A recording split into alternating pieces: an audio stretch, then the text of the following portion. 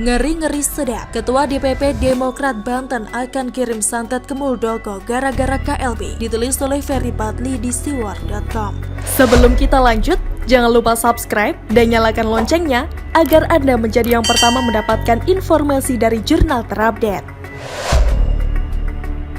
Buntu dari diselenggarakannya Kongres Luar Biasa atau KLB Partai Demokrat mengarah kemana-mana. Kedua kubu yang pro AHY dan pro Muldoko terlibat saling serang. Yang pro AHY bilang akibat dari KLB Partai Demokrat tersebut Indonesia jadi bergabung. Kemudian ada juga yang mengatakan akal sehat telah mati, malu dan merasa bersalah karena telah mengangkat Muldoko menjadi Panglima TNI, serta KLB tersebut ilegal dan tidak sesuai ADART partai, hingga menyerukan perang. Ibarat peperangan, perang yang kita lakukan adalah perang yang dibenarkan, sebuah war of necessity, sebuah justice war, perang untuk mendapatkan keadilan, ujar SBY dalam konferensi pers yang dia lakukan pada 5 Maret 2021. Sementara kubu pro Muldoko tidak kalah sengitnya menyampaikan pernyataan. Ada yang menuding AHY tidak punya etika karena tanpa memberi kesempatan kepada para seniornya yang dituduh melakukan kudeta tersebut untuk melakukan klarifikasi, langsung main pecat saja. Padahal mereka itu dulunya turut memenangkan SBY di Pilpres 2004 dan ikut membesarkan Partai Demokrat pula. Yang mana hal itu disampaikan oleh salah seorang senior Partai Demokrat,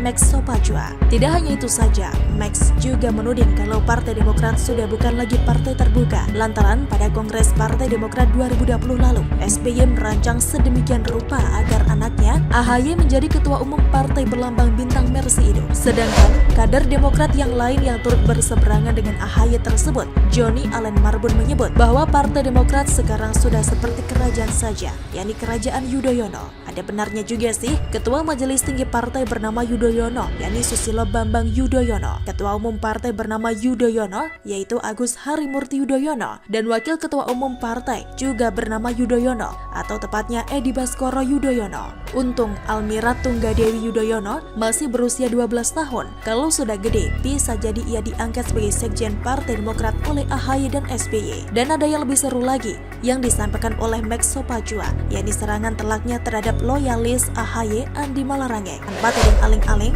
ia mengatakan Pak Andi sebenarnya tidak boleh masuk dalam Partai Demokrat karena Anda baru keluar dari penjara. Orang yang keluar dari penjara itu jangan masuk ke politik lagi, karena Anda di penjara itulah yang menghancurkan Partai Demokrat pada waktu itu. Dengan apa yang terjadi di Hambalang itu, elektabilitas Partai Demokrat turun secara drastis. Saya minta Pak Andi sadar bahwa orang yang duduk di dalam partainya itu harus bersih. Anda jangan mengatakan bahwa saya sudah memutuskan keluar. Anda yang tidak boleh duduk di Partai Demokrat lagi. Sadis. Gak kebayang bagaimana perasaan Andi Malarangeng diskakmat oleh seniornya sendiri di hadapan orang ramai itu. Pasti hatinya bagai teriris sembilu. Salah dia juga sih, sudah jelas-jelas dikasih rezeki dan karir yang bagus oleh Tuhan. Seperti pernah menjabat sebagai jubir presiden dan pernah juga didapuk menjadi Menpora. Penulis yakin dengan pekerjaan seperti itu sudah lebih dari cukup bagi Andi untuk menghidupi anak istrinya di rumah. Jangankan sekelas menteri, pemulung saja yang mengandalkan barang bekas yang didapatkan di jalan-jalan dan di kotak sampah bisa menghidupi anak istrinya. Bahkan tidak sedikit putra-putrinya yang mampu menempuh pendidikan tinggi.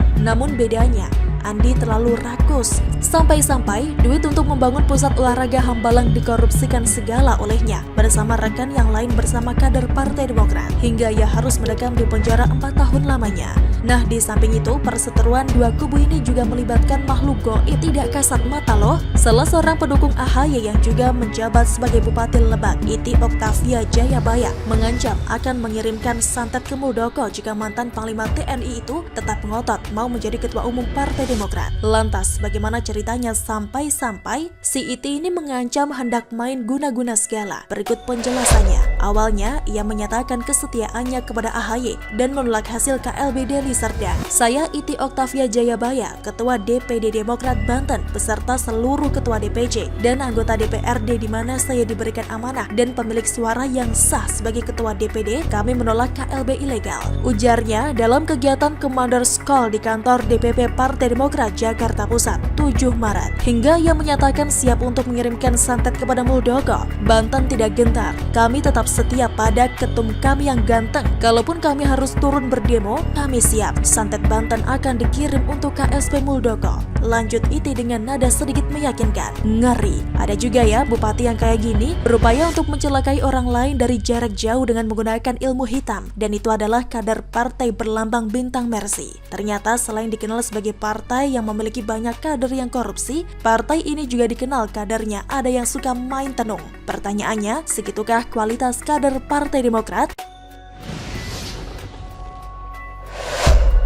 AHY yang malang menanggung dosa besar SBY, ditulis oleh Muklas Primawardani di siwar.com. Sebelum kita lanjut, jangan lupa subscribe dan nyalakan loncengnya agar Anda menjadi yang pertama mendapatkan informasi dari jurnal terupdate.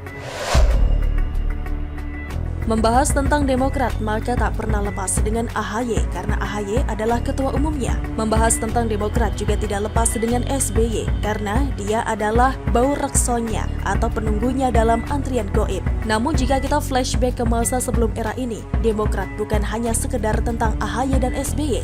Demokrat juga bukan hanya tentang AHY versus Muldoko. Demokrat ini juga tentang Marzuki Ali. Demokrat juga tentang Anas Urbaningrum. Demokrat juga tentang Andi Malarangeng, Angelina Sondak, Nazarudin, bahkan almarhumah Ani Yudhoyono, dan masih banyak yang lainnya. Karena sebuah partai bisa jadi menonjolkan satu brand tokoh. Tetapi membangunnya tidak hanya dengan tetesan keringat 1-2 tokoh saja. Tentunya ada puluhan, ratusan, ribuan keringat yang bercucuran di dalamnya. Berkali-kali saya mengatakan dalam tulisan, bahkan 2017 lalu saya sempat mengatakan bahwa Demokrat era AHY tidak akan bertahan lama karena keroposnya dasar bangunan yang ada. Seperti halnya pada tahun 2017, saya pernah mengatakan bahwa kemenangan Anies Baswedan di pemilihan gubernur DKI menjadi jalan utama kegagalan Prabowo, dan keduanya terbukti. Masa depan amat sangat dipengaruhi dengan masa sekarang, dan masa sekarang amat dipengaruhi dengan masa lampau. Tanpa harus membahas sunatullah atau hukum Allah pun, masa depan seseorang bisa sedikit ditebak jika kita mencoba menerka apa saja yang dia lakukan pada masa lampau. Jokowi tak akan mungkin jadi Presiden Republik Indonesia tanpa mencalonkan diri jadi gubernur.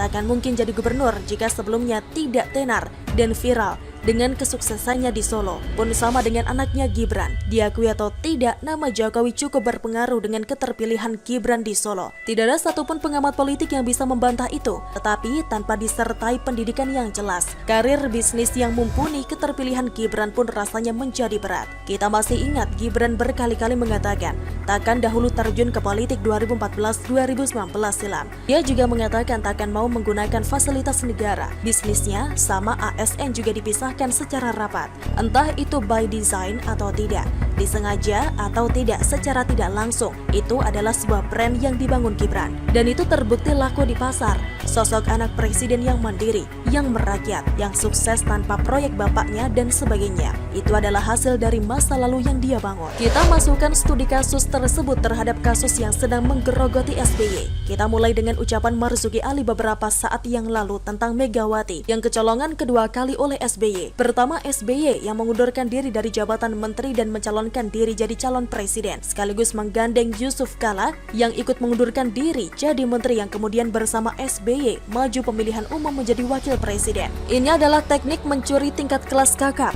halus, senyap, dan begitu jenius. Tarikan anak panah dari busurnya cukup satu kali hentakan, maka target langsung kena. Secara strategi benar-benar meniru seorang militer yang identik ahli strategi, tetapi secara moral meniru anak-anak ABG yang mahir di tikungan untuk merebut pacar kawannya. Belum usai kisah SBY mencuri 2 kali dari Megawati, muncul lagi cerita soal SBY yang mencuri Partai Demokrat dari Anas Urbaningrum.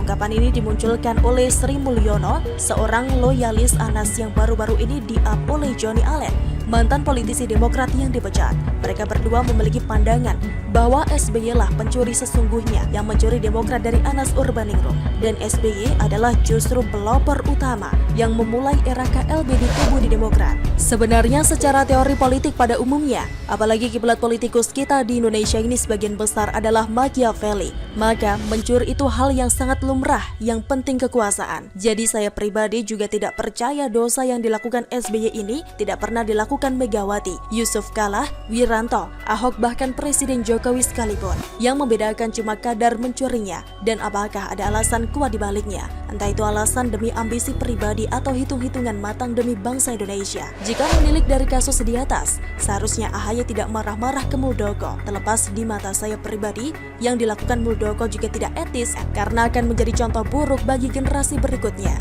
Atau menuding Muldoko dan kroni-kroninya sebagai pengkhianat yang menjadi pelopor kudeta Partai Demokrat. Seharusnya AHY sebagai seorang anak yang berkali-kali mengatakan bahwa SBY adalah guru politiknya bercermin diri. Jika SBY adalah guru politiknya, maka yang dilakukan KLB sekarang itu hal lumrah dan biasa saja karena bapaknya sendiri adalah guru besar yang mengajari kader-kader Demokrat untuk menjadi seperti itu. Orang-orang Demokrat menjadi seperti itu, ya bapaknya yang mengajari, bukan orang lain. Sekarang kembalikan kepada mekanisme internal Demokrat atau kembalikan ke masyarakat. Kira-kira jika Muldoko sama AHY dimasukkan ke dalam ring MMA atau politik dan kita beri waktu 3-5 ronde, siapa yang menang? Itu saja menurut saya, tidak perlu drama politik, tidak perlu saling tuding. Sediakan lahan tanding, kasih aturan tanding, suruh mereka baku hantam politik, dan siapa yang menang maka itulah sesungguhnya pemilik Demokrat. Suruh Muldoko lepas dari kekuasaan Jokowi, suruh AHY menjauh dari bapaknya. Baru kita sama-sama tahu siapa pencuri yang gentle dan berani menghadapi kenyataan. Toh sama saja, SBY itu pencuri, Muldoko juga pencuri. Gitu aja kok repot. Terima kasih. Bagaimana menurut Anda? Silahkan tulis komen Anda di kolom komentar. Jangan lupa untuk like, subscribe, dan share. Arkana pamit, sampai jumpa.